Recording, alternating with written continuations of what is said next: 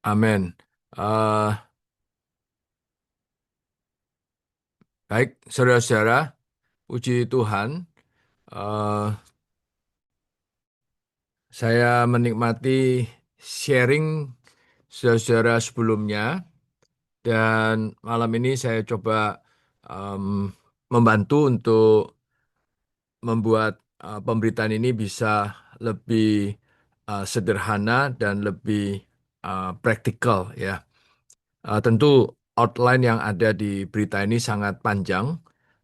Kalau kita jelaskan atau kita sampaikan setiap detailnya, bisa saja tidak cukup waktunya, karena yang sebetulnya yang eh, diperlukan oleh saudara-saudari itu adalah bagaimana firman Tuhan ini bisa diimplementasikan. Minggu besok kita bersekutu mengenai dua nama, di di mana ini disebut di Injil Matius pasal 1 ayat 21 dan 23. Pertama adalah nama Yesus yang diberikan oleh Allah, dan kemudian Immanuel yang disebut oleh manusia. Nah, saudara-saudara, mengenai mengapa berita ini ditaruh di berita yang ketiga, ini menekankan bahwa melalui nama inilah kita baru bisa mengalami Kristus, Sang Al-Muhid yang diwahyukan di kitab Matius.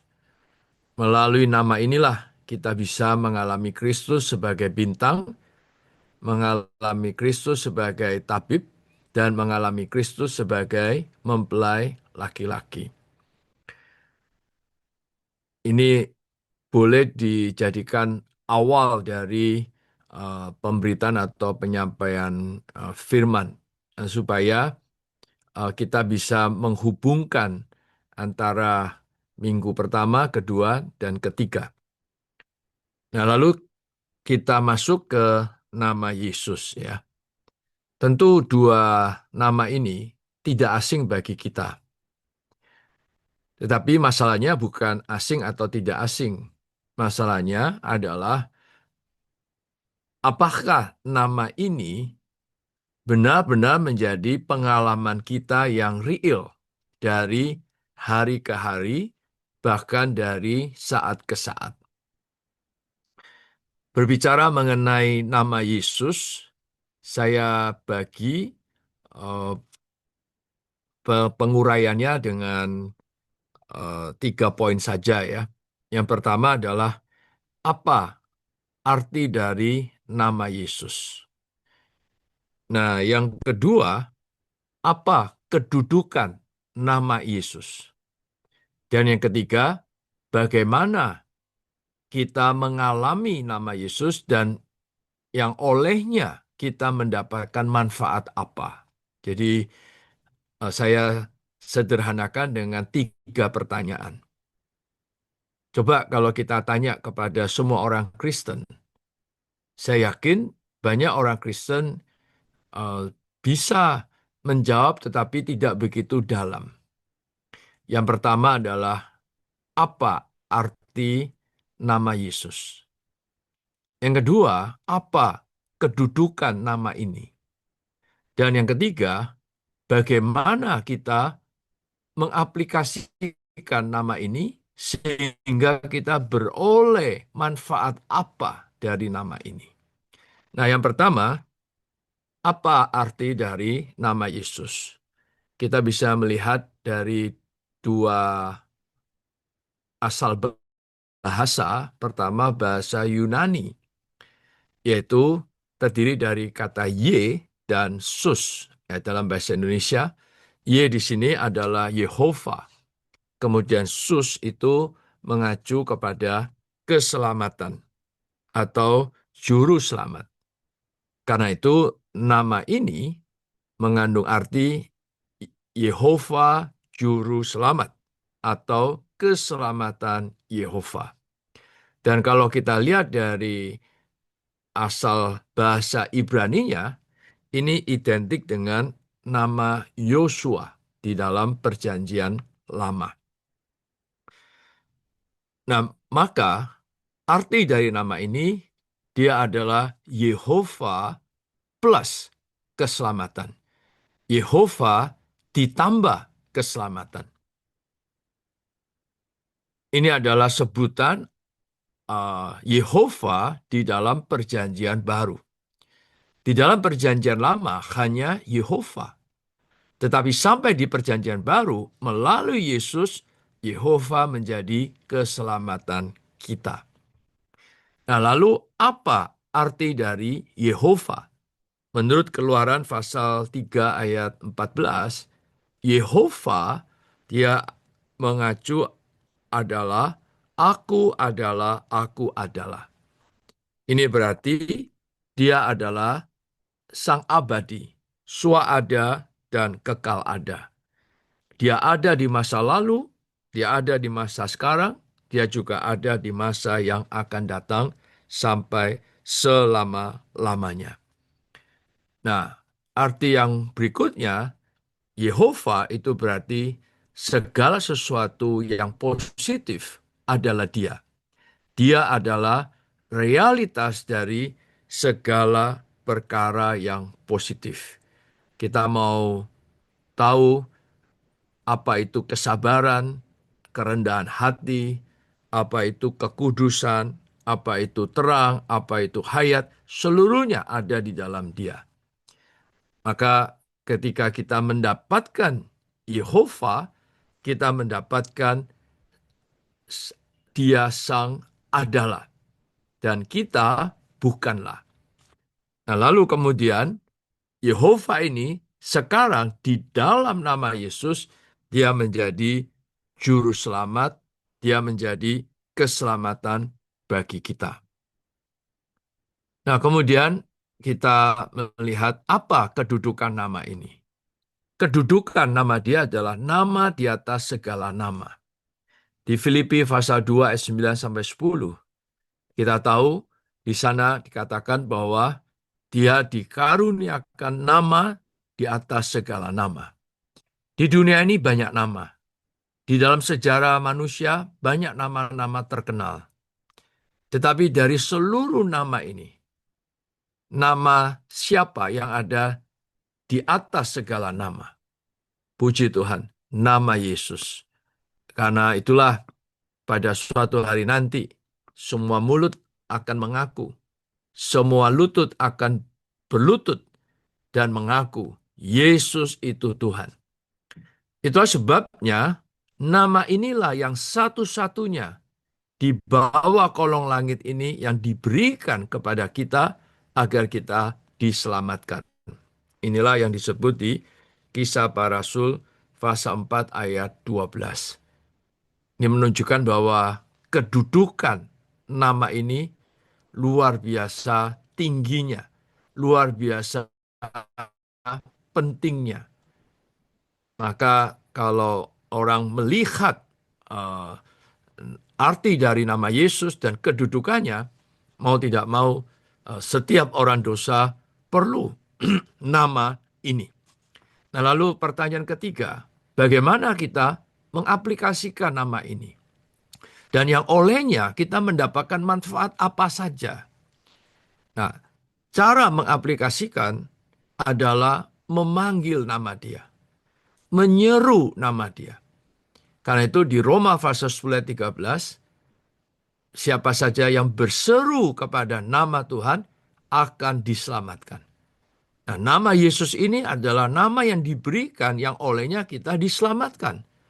Lalu bagaimana kita bisa mengaplikasikannya? Ya berseru. Berseru adalah memanggil. Di dalam bahasa Yunaninya adalah epikaleo. Epikaleo ini mengandung arti, mengandung suara yang didengarkan. Jadi bukan sesuatu yang kita sebut di dalam hati. Walaupun boleh kita memanggil Tuhan di dalam hati kita. Tetapi dari makna kata Yunani yang sesungguhnya, epikaleo ini adalah sesuatu yang kita suarakan, yang terdengar, memanggil nama Tuhan, memanggil nama Yesus. Nah, saudara, tentu memanggil di sini adalah harus dengan sungguh-sungguh, harus dengan hati yang murni, yang mana Paulus juga berkata kepada Timotius bahwa kita harus berseru kepada nama Tuhan dengan semua orang yang berseru kepada nama Tuhan dengan hati yang murni. Ya. Apa itu hati yang murni? Hati yang single, hati yang hanya mau Tuhan. Maka ini tidak bertabrakan dengan hukum Taurat atau 10 perintah yang berkata di kitab Keluaran, jangan memanggil nama Tuhan dengan sembarangan. Tidak bertabrakan. Karena memanggil nama Tuhan dengan sembarangan itu ya tidak boleh. Kita tidak boleh memanggil nama Tuhan dengan cara yang serampangan, ogah-ogahan, lalu dengan bercanda. Eh, itu namanya justru menghina nama Tuhan. Nah, ketika kita memanggil nama Tuhan, kita harus dengan hati yang murni dan terlebih harus dengan roh kita. Dengan roh kita bersungguh-sungguh seperti di uh, uh, di kitab Yeremia, yaitu aku memanggil dia dari lubang yang paling dalam. Coba, seseorang yang berada di lubang yang paling dalam lalu memanggil nama Tuhan, itulah epikaleo. Ya. Memanggil dengan sungguh-sungguh, bersuara dengan sungguh-sungguh untuk mendapatkan Tuhan. Dan nama ini di dalamnya ada persona yang hidup. Karena Tuhan Yesus yang kita panggil, dia memang tidak kelihatan, tetapi dia real. Karena dia telah bangkit menjadi roh pemberi hayat. Maka ketika kita memanggil nama dia, di dalam nama ini ada persona yang hidup. Sehingga datanglah keselamatan. Dialah yang menyelamatkan kita.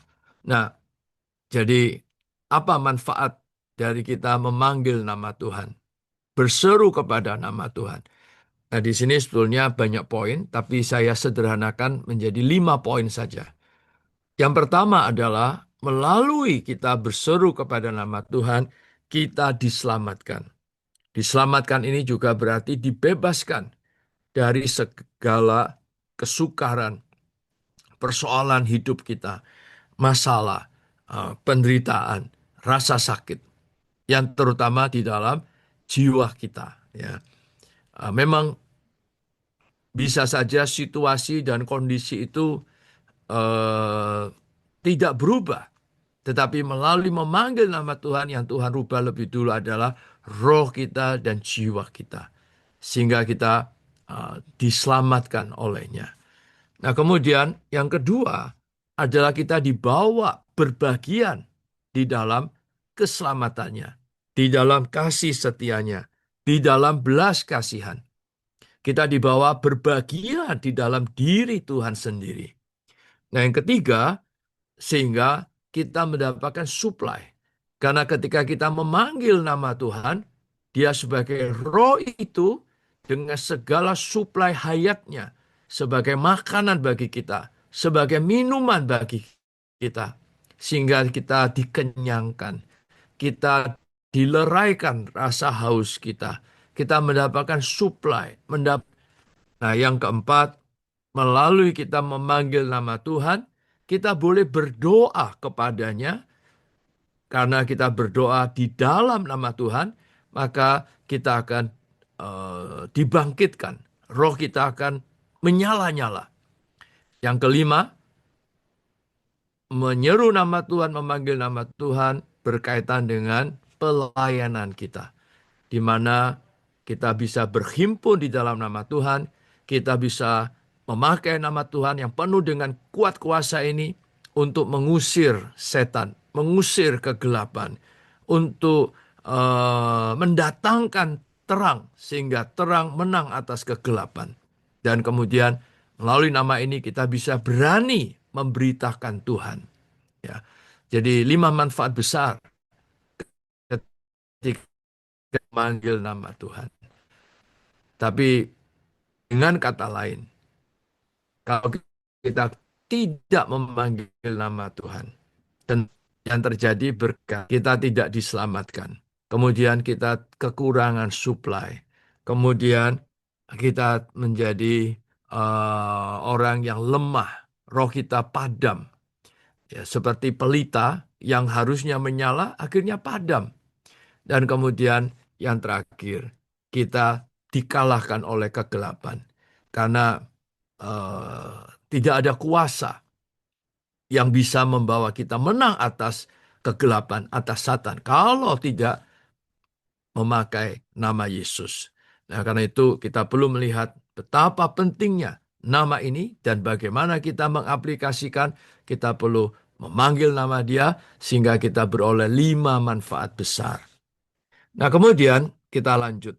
Nama ini, nama Yesus mengantar kita kepada nama yang lain, yaitu Immanuel, yang berarti Allah beserta kita. Nah, saudara-saudara, yang menarik, bagaimana menghubungkan Yesus dengan Immanuel? Ternyata kita bisa lihat dari gambaran di Perjanjian Lama bahwa Yesus yang dalam bahasa Yunani adalah Yosua di dalam bahasa Ibrani.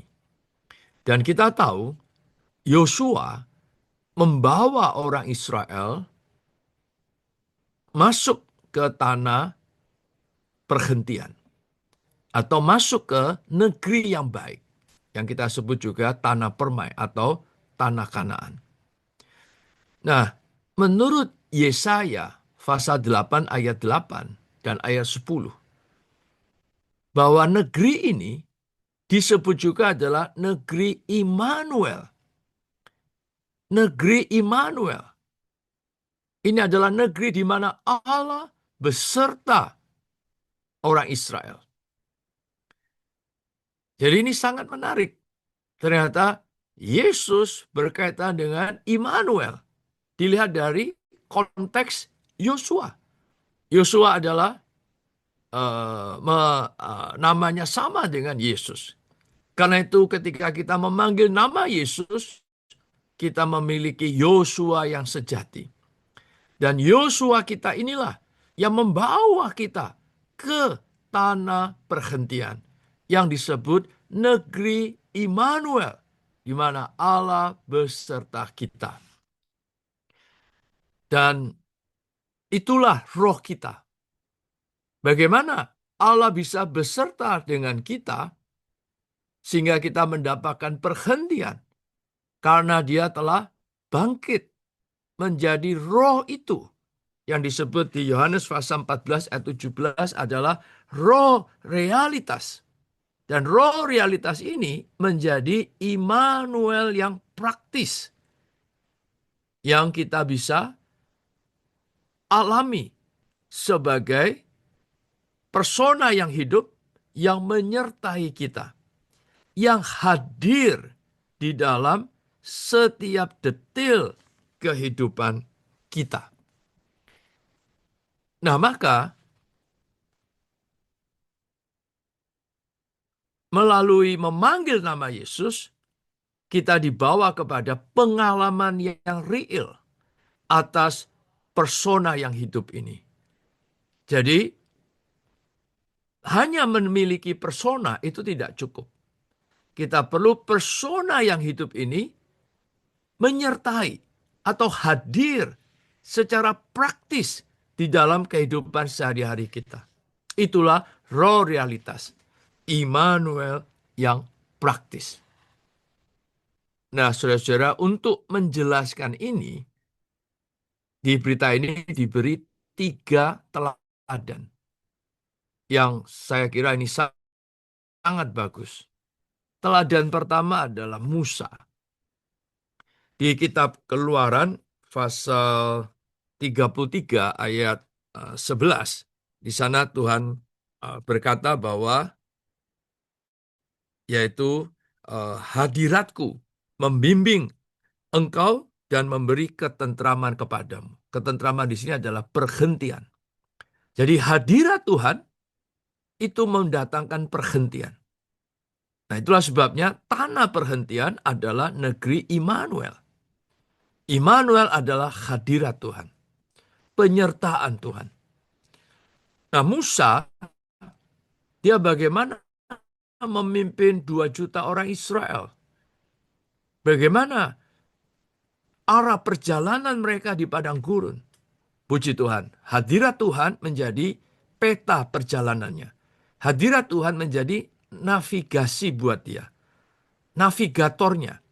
Untuk memimpin dia, bagaimana membawa 2 juta orang Israel ini mengembara di padang gurun, sampai kemudian Yosua yang membawa mereka masuk ke negeri Immanuel.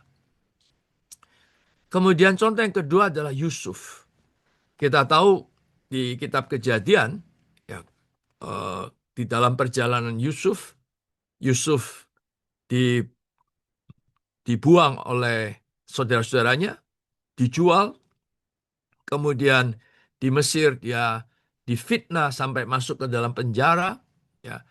Kemudian dia bagaimana menjelaskan mimpi-mimpi Firaun, nah, sampai kemudian diangkat menjadi Perdana Menteri atau Mangku Bumi Mesir. Seluruh proses itu kita melihat Yusuf tidak sendiri.